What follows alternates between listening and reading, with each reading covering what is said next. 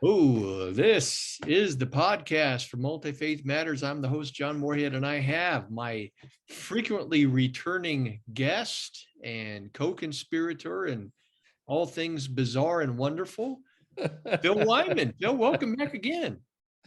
Hey, it's good to be part of the things that are bizarre and wonderful. That's right. That's right. Well, we're Well, here. it's good to have a friend and it could be in cahoots with on the things that are bizarre and wonderful. Well, let's be honest. At our age, it's just good to be back for anyone, Yeah. right?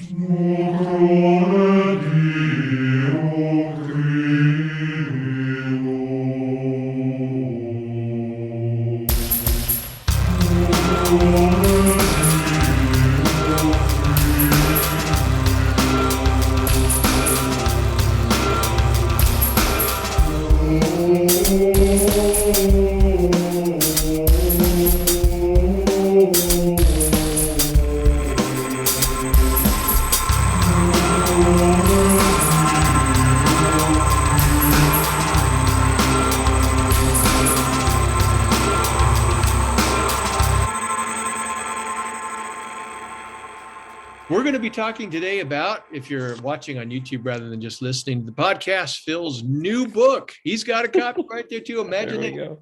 Love Big or Go Home, The Inherent Nomadic Nature of the Gospel, a Theology of Mission for All People. And Yeah, it is fantastic.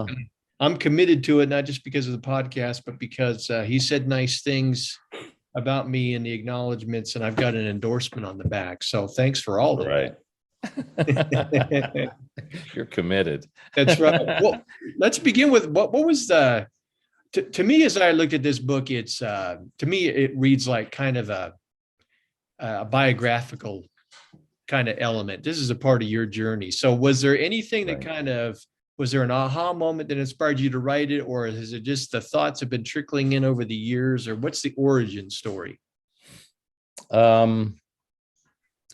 So the origin for this particular book, it was birthed out of my personal nomadic journeys, and they had rather a start-stop beginning to them. And this was 2017. I believe, or maybe it was 16 going to 17 and 18. Well, with the COVID thing, my brain's all fried with this, but I had been traveling with the motorhome, Priscilla the motorhome, for a season, or I should say from Burning Man through October, which is only a 2-month period. And then I was getting ready to go out again. And all of a sudden I realized I was going to be spending the next couple of years fully nomadic. In the fall through spring, it would be me and Priscilla the motorhome traveling around the United States. In the summer, I would be by foot and bus and train in the UK with a small jaunt over to Czechia, Czech Republic. And then I would return to Salem for a month to do events in October, right? And then again in the motorhome, pick up and drive around the country. And so now I didn't have need for a place except to crash with some friends in October in Salem. And I was headed out that first October, where Priscilla was my roadie hauling sound equipment, and so here I am with the motorhome now, realizing I'm going to leave Salem, and it's late fall, and in New England, late fall is kind of like the same as rolling into winter. The snow is hitting, oftentimes as early as late October. And I made a quick post on Facebook with the comment, using that comment, love big or go home.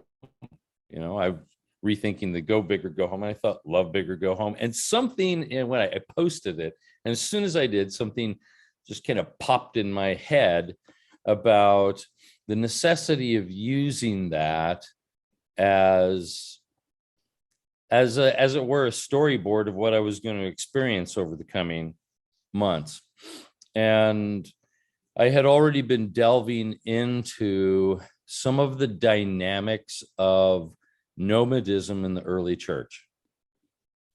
And the two just kind of pressed together into one place, in which I began to question this issue of how much was this nomadic dynamic of both the Old Testament as well as the New Testament, with Jesus wandering around, once he hits his 40 days in the wilderness, the Son of Man has nowhere to lay his head, right?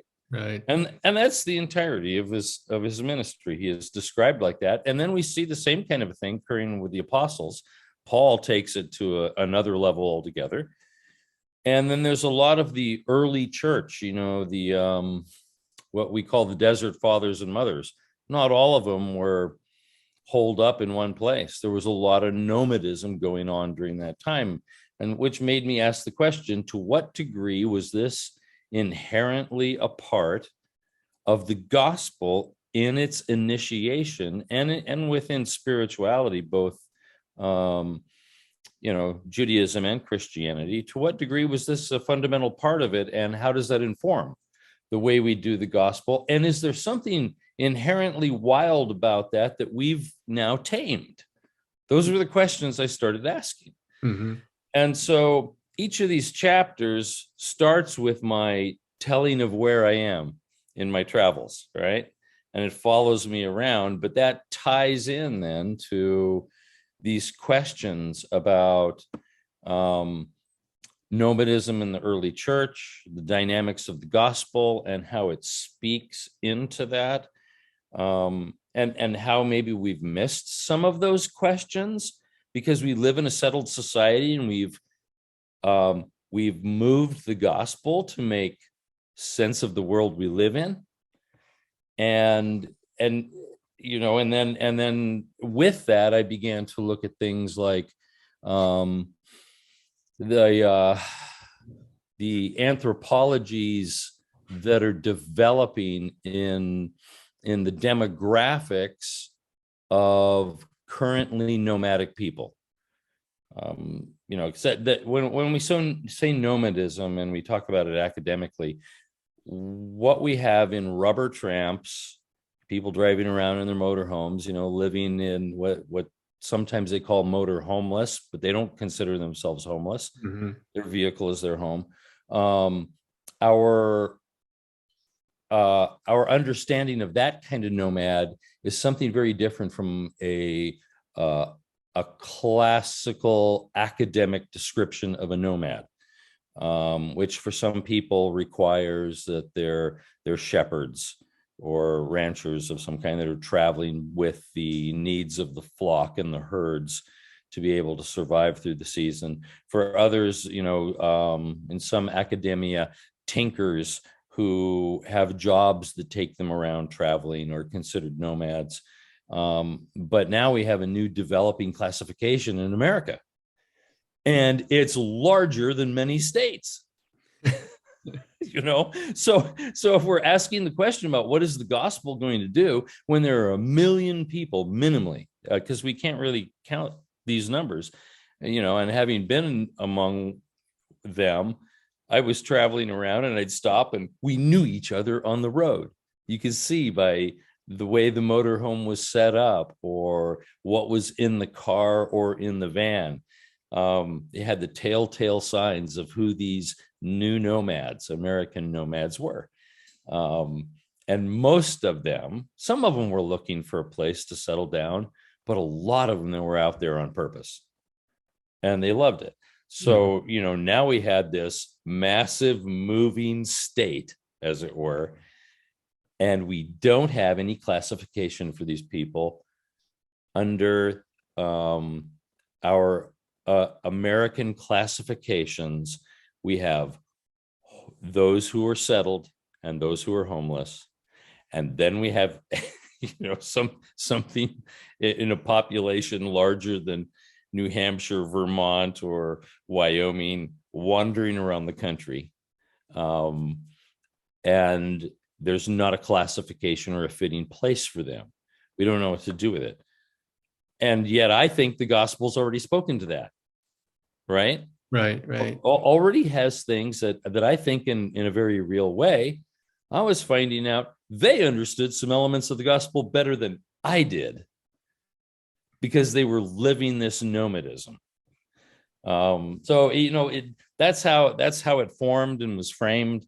And so it follows I'm studying while I'm traveling, and I'm talking to these people and hanging out with them. And then, there was that season of like a little more than a year and a half, I took care of my mom.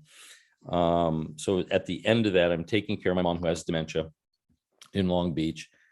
And the book I thought was pretty finished. And then COVID hit. And I'm like, oh, great. This isn't exactly a great time to put out a book about, hey, everybody, let's travel. And let's travel for Jesus. So what made me pull it back out? In fact, I had sent you copies prior to, I'd sent you the information it was developing prior to the whole COVID thing coming about. And then the thing that made me go, wow, I guess I do need to pull it back out is in the middle of COVID, of all the COVID stuff, Nomadland, the movie, gets Best Picture, Best Actress, Best Director. And I'm thinking, okay, we're on to something here, because I knew some of the people they're in my book who were in that movie. The Rubber Tramp Rendezvous is in the movie. I was at the Rubber Tramp Rendezvous. So, and the guy who runs it is in the movie. I've got pictures of myself hanging out with him. Hey, Bob, how's it going? It was time to pull it out. And that's when it began. It took a little bit different shape. And it's not a straight line of my travels from beginning to end. There's two sections of the book. The Love Bigger, Go Home is a development of the section of each section is 4 chapters.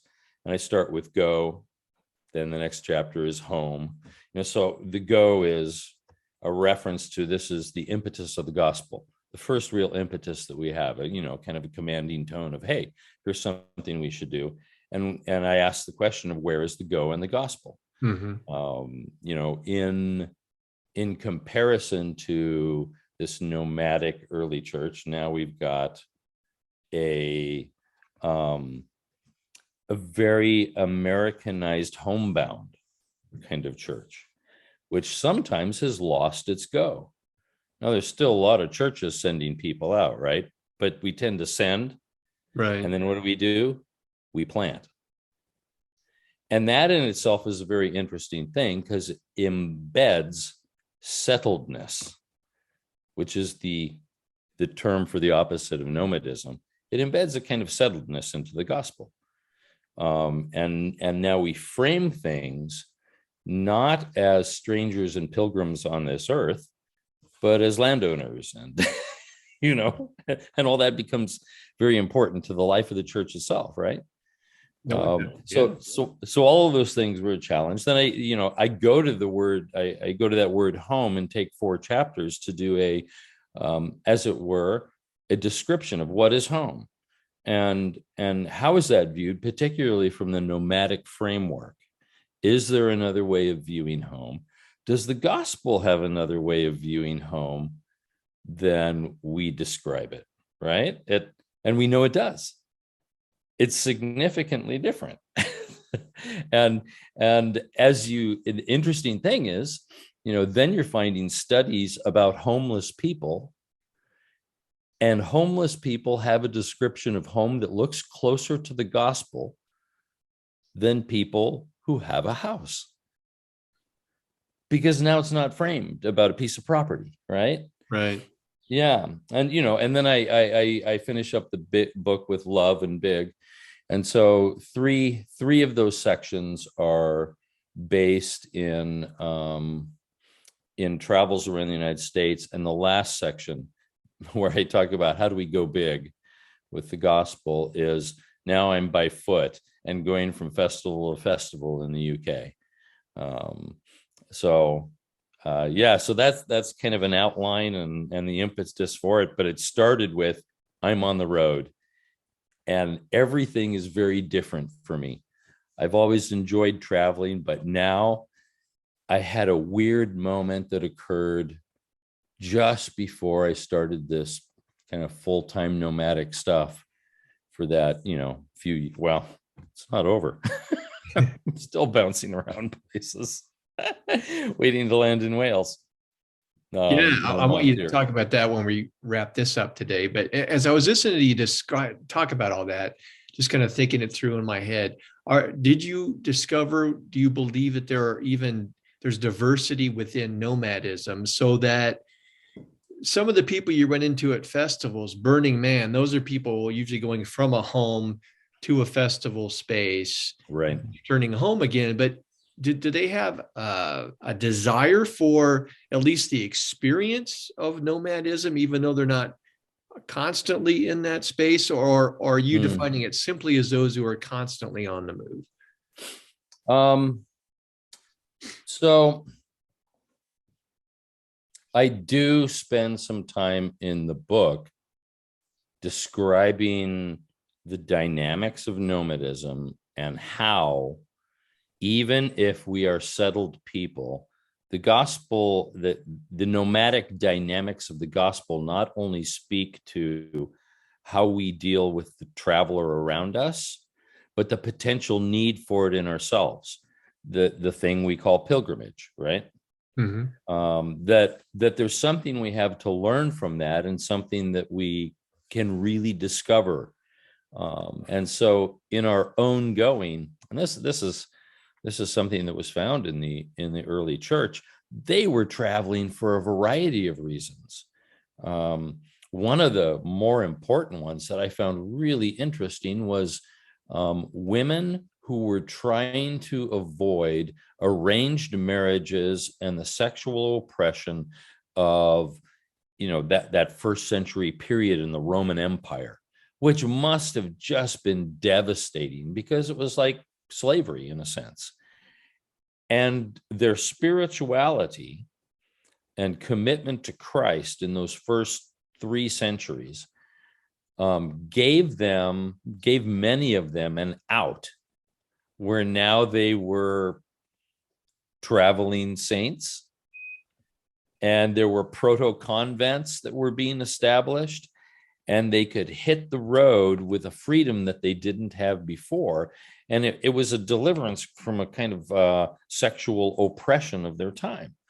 And then you had people who were going to discover places where Jesus walked, and and Paul, and to look at what had happened with the early church, because they wanted to, much like people would go on a pilgrimage today, the way of St. James in Spain, to look at these ancient ways where, apparitions appeared and things like that. There was some of that. And then there were people who ran out into the desert because the times, much in the same way that, and evading sexual oppression, there was also just the ways of the world were so crazy. And that's where you got the desert fathers and mothers running out into the wilderness to seek God, right? Mm-hmm. But then you had those who simply felt the dynamics of go, right? And so they would go. And this nomadism would sometimes be for all of life, and other times would be for a short season of their life. And you find that with, the apostles. Sometimes Peter's running around, and sometimes he's there in Jerusalem, and he's quite landed and settled. Paul was the real radical among them all, who was just like that the whole time. And there is something for every one of us. So the nomadism has both a literal sense, but it also has as I'm writing this, it has a figurative sense that fits with everybody. That there is something about that movement we learn of the gospel itself. And Jesus had already modeled it for us, right? Right. And so, and I think one of the weird things we tend to do with our American means of travel is oftentimes we try to get rid of those inherently nomadic dynamics even out of our travel. You go down the road and you can find that McDonald's will have the same exact hamburger that you have when you're back at home, right? Right. And your Cracker Barrel will give you the same food. And then we get an organized trip in which we'll be put into a hotel that has the same comforts of home, and then we'll be ferried around from place to place. And all of the questions that we might have of, well, what if I get lost? What if I don't speak the language? All of these things are pulled out of the way to make it easy for us. So it's like being at home. And then some of those elements, we talk about living by faith, we make sure to get everything out of the way so we don't have to. Right. Yeah. And that's one of the things that the nomad knows all the time. He's got to live by faith. Am I going to find my friends when I get down the road? Are we going to hang out together for a while and have something? Am I going to find a place to stop tonight? Because if you're, I was doing it like Bob, I forget his last name, but the guy who runs the Rubber Tramp Rendezvous and has a website called cheaperrvliving.com. And people in their vans and their motorhomes, he's going to teach you how to live off of $400 a month. Wow. Because you're going to learn how to camp on the sly. You're going to know where there's state parks and federal parks where you can camp for 14 days at a time for free. He'll give you the guide for all that kind of stuff. And there's a network of people who learn this together. How do you do stealth camping, and which Walmarts you can go to. I've got an app on my phone. I can find out if the Walmart in the next town allows people to stay at night. And then you learn how to sly things by, hey, you pull in someplace and you go, look, there's all those truckers over there and they're sleeping long enough for the night. I can do it too. So I've backed Priscilla up between a couple huge trucks. Looks like a little Tonka toy in the middle of it. and that's, you learn to live on the road like that. But you're not sure what's coming up next, and you kind of have to sneak into stuff and talk to people and ask if this is okay, and have friends along the road that you can stop with. Kind of like reading some old tale where people are traveling along and they stop at the miller's house and and stay with him. Canterbury Tale kind of stuff, right? And there's something both challenging, where you're wondering, is this going to be okay?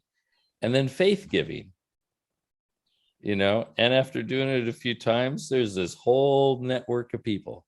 They've been doing it for a while. They're old pros, but they're very much living by faith from place to place. Some of them have money and fancy motorhomes. Some of them are scrounging around from place to place, living on a prayer and in vehicles of various stages of injury and entropy.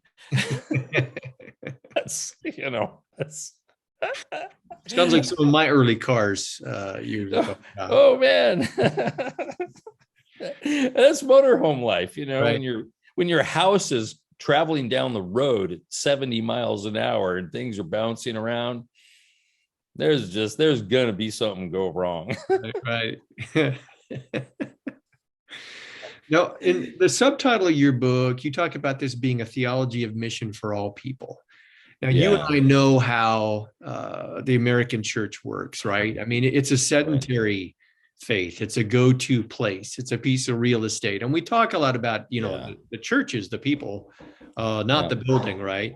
But in reality, that's what it is. So how are you connecting this nomadic idea to the American church experience and assumptions? Yeah. That yeah, that very much is the challenging part, right? Um for every meal that a nomad has, there's often a landed person who offers it. Not always. I had a lot of meals on the road or around a fire, with other nomads. But there were many places where friends that I had across the United States, in Maryland and North Virginia, and North Carolina. Sorry, getting my Virginias and Carolinas mixed up. North Carolina, Florida, Mississippi, Texas, where people would say, "We got a space for you." And now there is an openness to the road. The road isn't just something we should be on. It's something that should lead to our door as Christians. And we should be able to begin to navigate a comfortableness with those who come in, as well as a comfortableness with going out. And so it becomes there's an entire chapter on the dynamics of hospitality and how that ties into the gospel itself. And it does feel very much like an element of the gospel that when you read the early church fathers, and if you weren't hospitable, you weren't even a Christian. They were pretty hardcore about it, some of them. And that is not necessarily something we've held on to in church life. But now we become a part of that economy of the road by being hospitable to the stranger. And Jesus and his disciples depended on it, right? And so did Paul. And so in that way, we invest ourselves. This is how it becomes a theology of mission for all people, is that inherently the gospel has this moving thing, and it wants a place at my table. Now it doesn't stay for long. It wants to get up and go, right? And the moment we tame it to live here and to become a settled thing, we begin to lose some of the dynamics of it. And unless we can kick it out the door, whether we kick it out with somebody else or we occasionally kick it out with ourselves, once we tame it to live there, the wildness of it is lost. And then the wildness of it is lost. What kind of gospel is it? It just becomes another. No wonder it becomes political. Right.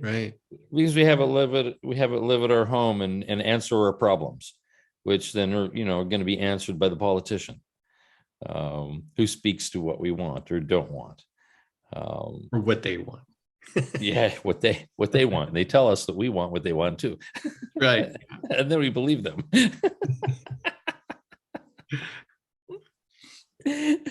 Well, how long? The book hasn't been out too long, and I'm curious as to whether or not you've gotten feedback. I'm really interested in how the American missions folks are going to perceive it, because, and I've got, I both have friends and colleagues in this. Yeah. And I'm very supportive. My degree from seminaries, intercultural studies, and all of that. However, you and I have not exactly done the traditional kind of mission stuff. Again, in the American context, the church tends to come up with the funds, and we're sending around the world. And when we do mission, again, it's trying to it's not funding a nomadic wild kind of thing. Again, it's planting, Right. stationary. Right. You're doing something very different in mission. So have you gotten any feedback yet? And if not, are you anticipating maybe a little pushback, or do you see maybe yours could inhabit a space on kind of the fringes, the outer edges of traditional Yeah. concepts of mission? So this is still too new to really tell. Yeah. I mean, there are people who are really excited about it, but they tend to fall into that space that a lot of them would say, I don't know, am I even evangelical anymore? Right. Post evangelicals are looking at this and saying, well, yeah, it was definitely something I was having a problem with church life, and it became wild in the wrong way. Right. Yeah. and now a rewilding of the gospel seems like a positive thing, but because it does speak to this inherent nomadism does speak to um, the ability to do something without going down the typical capitalistic route that a lot of people have felt burned by, right? And it also allows for a leadership style that doesn't necessitate, the man who runs everything from behind the desk, Right. which has burned a lot of other people. So from those elements, I'm getting some really good early responses. They're quite excited by it. We'll see what begins to happen beyond that. I might, in my next little endeavor in life, I'm headed to Wales. I'll be making the flight. Hopefully, everything's changeable in these COVID days on May 4th, and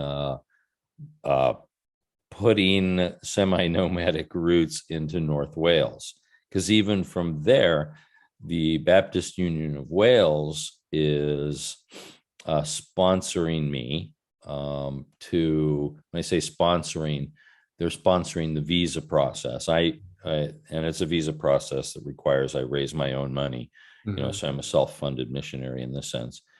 But they're sponsoring a visa that includes the fact that instead of pastoring a church, which is the standard idea, send a missionary to plant a church, right? Right. That I will be training people to work within festival settings and among subcultures in the UK. So I'm going to be training people, like some of the people you and I know together. Steve Hollinghurst, has been doing work among neo-pagans in the UK for quite some time, and I've been doing things with him. And then I've been traveling in festivals and trying to set up teams of people to work in those festivals. And I think of each of those places as what's, all of a sudden, after me using the term for about 10 years and being ignored, now there's some people who like the term a micro church. And I've been describing micro church as church anytime, any place. Let's go to a festival. And every year we'll show up, and for these 2 weeks, set up the festival. It'll happen. We'll break down, and let's do it as a team and become a community that those festival goers are interesting, because they're not trying a different festival every year. Like Burning Man, they keep going to the same one because they love it, right? And so then they become part of our community. Hey, can we join your team? Yeah, come and join us. That's what we're about. So in a sense, I look at that as a type of church planting. It's micro church, micro both in space of time as well as the number of people, and micro in terms of cost, because you're not having to buy a piece of land and throw up a building or pay the rent for that meeting space every week. So that has grown significantly since we first started doing festival stuff in Salem back in 1999. Pretty soon, after about 6-7 years of the 20 years of being there, we had hundreds of people coming every October to do stuff with us. And then over the years, there were thousands that had been trained in it. And then pretty soon they had their own teams going to their own festivals. Now I'm trying to recreate that dynamic again. But instead of being embedded into one place with its festival where the world came to us, I'm trying to now travel around and get people to stay in places, whether it's Burning Man events, music festivals. And that allows me to train in a way that is hands-on, which, we can only sit for so long in the room and talk about it. Unless we get off our butts Right. and go to the place. All we're doing is training for inactivity. And the amazing thing is there are a lot of people, they just don't need that training. They learn hands-on. And there's people I take some festivals and I just go, I don't know why I'm here to help you. You got this. Right. Just take it and run with it. You're a natural. Matt the pirate. You've met him, haven't you? I don't think so. Okay. He's one of those guys, he came to Burning Man. He meets us in Salem, and I'm just like, wow, this guy's perfect for all the October stuff we do. And then, he comes to Burning Man, and I mean, he just fits. He's a wacky madman. He doesn't need any theological training. He loves Jesus. He loves being crazy, and he hangs out with people, and he's a pirate 24/7. There you go. That's got his own rum. Brings his own rum. There you go. Yeah. And so, I ask myself often, how many people are just like that? That, boy, we just come with me. Let's go do the stuff. And I think there's a lot of pastors who fall into that category as well. There's a lot of church leaders that, we're looking for, okay, how do I do this? Give me the details about how I run this. But man, if you just get them out there and kick them in the butt and go, come on, let's go do it, they'll just fall into place for them. Right. Yeah. And so the dream is really based around that. And the book was born out of doing a whole lot of that and meeting people on the road who, then challenged my concepts of how do I do the stuff with them. And oftentimes, we know that our salvation is not by works, it's by faith. And there's some kind of resting dynamic in it. But even our evangelism needs to be like that. There's a place where we're just with people, and that statement, be ready to give an answer of the hope that is within you. It actually happens sometimes. Well, you're quoting 1 Peter 3:15 for folks who don't know, but there's always a part of that verse that it amazes me how many times we just gloss over. Be ready to give an answer to everyone who asks you. Yeah. Not just constantly being out there giving answers to everybody, but right. Be with, rest with, develop relationships, and when you're asked, then answer. But we're not right. We're asked. That's the thing. We never get asked. Because once we start pushing it, they don't want to hear. Right. And so there has to be something about us, all the dynamics that we call salt and light, right? Oh, salt makes you thirsty, but we never run into thirsty people. Why? The thing is, we do, but we don't allow them to acknowledge it. We have a tendency to want to be the evangelical answer before the problem is recognized. And so as soon as something pops up that seems contrary to what I believe, I have an answer for that. But that's often not even connected to, the terminology we used to use was the felt needs, right? Right.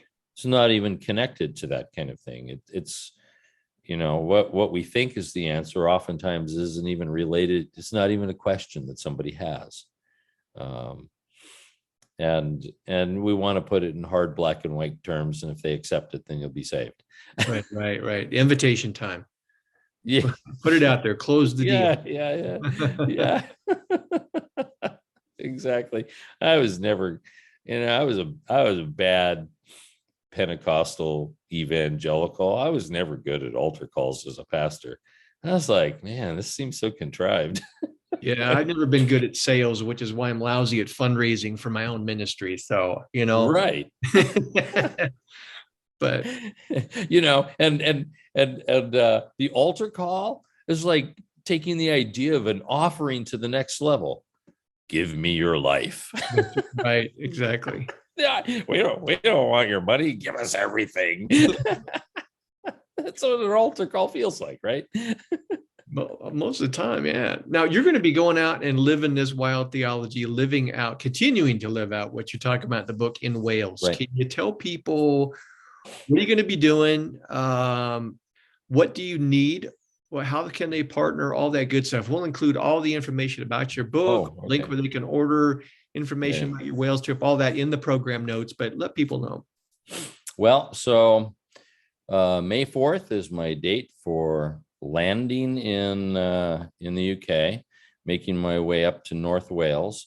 And this mission's a bigger step than I moved from Southern California to Salem, Massachusetts. And, anybody who's lived in both places know that the culture of New England is not the culture of Southern California, totally different. And Salem has its own culture that's steeped in neo-paganism. So that was a big move. Wales, on the other hand, I'm going to be living in an area where it's 90+% Welsh speaking. And for people who don't know, Welsh is nothing like English. It's a Celtic language of the Brythonic branch of Celtic languages. So it's very different from the Irish or the Scottish Gaelic.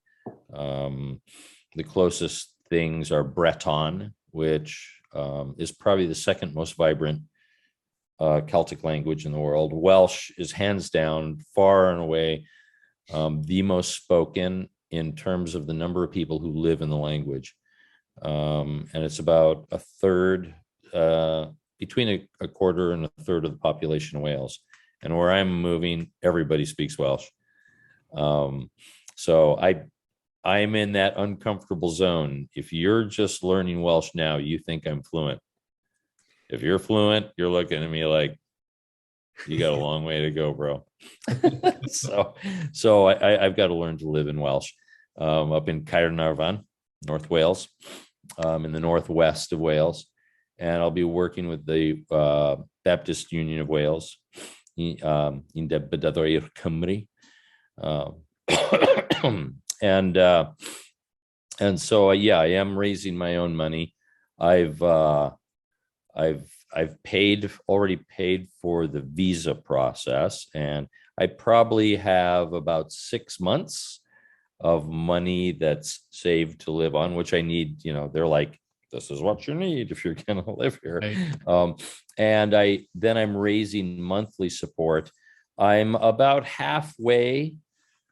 Even the monthly support is still a moving target. Some people are giving a set amount and some people give as they can each month, but I'm about 50% of the way in raising what needs to be somewhere near about 1,500 pounds a month, for when, I finally do get a place rented. I had one that was, looked like it was going to happen. And then the owners of it, instead of deciding to rent, they decided to sell. So, I'm still on the hunt for a place. In the second year of my living there, I'm planning to go fully nomad again. I'm going to walk around the country of Wales by foot from village to village, try and organize walks where people walk and talk with me. I stop in pubs and play a gig, walk with people who do history tours. But the plan is not to speak anything but Welsh for an entire year. And that will be really interesting, because there's places where they speak nothing but Welsh, but their dialect, I just look at them like, I have no idea what you just said. I jokingly say it's just like they're repeating the longest town name in the world over and over. Just over from where I'm moving in Carnarvon is the town of Llanfair Pwllgwyngyllgwgeri Llwyndoba which is something like the Church of St. Mary by the White Hazel at the Whirlpool. But sometimes it just sounds like that. I have no idea what you just said. And then other places, nobody will speak English, will be able to speak Welsh, but I won't speak any English. So it's something to try and identify with the Welsh, that subculture of Welsh language speaking people who do in a very strong way feel oppressed by the fact that there's been opposition to their language for centuries. But they've been a stubborn people. They still have the most vibrant of Celtic languages in the world. They've kept that alive somehow. So, it's my way of saying I identify with you, and here I am. I'm an American, and I'm not going to speak any English for a year. I do have a newsletter that I send out, and what I do, I'll send you the link where people can click on and sign up for that newsletter. They can find me at burningreligion.com, which is the place where also wildtheology.org goes straight to that same site. So it's the place where my books and a lot of my blogging tends to happen. And if they want to donate, there's a link on that as well, where they can donate either in a one-time or an ongoing monthly basis. I've been really surprised how generous people had been. I had to keep quiet about this for a while because the church in Carnarvon first had to all agree, yeah, this crazy guy from Salem, Massachusetts via California, he's okay, we like him. And and then the Baptist Union had to get to know me and trust me. I don't know how they did. But and then it was kind of all last minute. All of a sudden, this is just back in like November, I think it was December. I felt like, okay, now I have the go ahead to tell people exactly what I'm doing. Not just I'm moving to Wales and I'm not sure when, but here's who I'm working with and what I'm doing. So it wasn't until like early January I was actually doing any fundraising. And the amount that people jumped in on initially was pretty phenomenal. I was like, what? But it's easier to raise the money for things like the visa process, right, for the first 6 months of being there than it is the ongoing, right. Yeah, the revolving support. So that's where I am right now, and needing to raise some more of that and to find a place to plant my hiney in that first year before I walk around the country. So. Well, I wish you well, my friend. Again, folks can look in the program notes and find this information. And I encourage folks to support good Pastor Phil in this upcoming endeavor. And of course, we're going to include a link. I'm going to hold it up again, and you could do it too if you want. We can have a stereo video. There we go. Home. Love Big or Go Home. Grab it. It's an awesome book, and take it to heart. Give it to your pastor. And give it to your missions. If you're in a church and you got a missions program, give it to them to take a look at.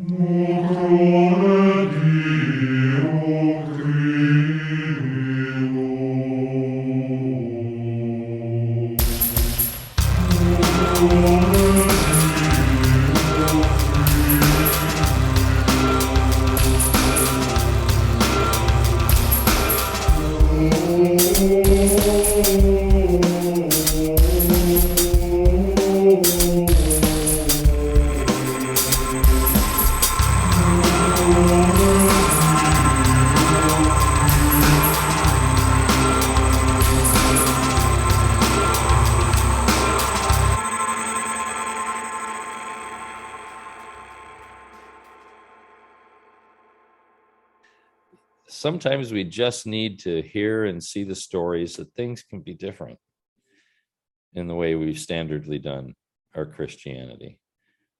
And if that doesn't start happening, I don't know what's going to happen to the Church of America. Yeah. You know, I hear you. And in Wales and in the UK, they're already ahead of us in being a post-Christian kind of culture, right?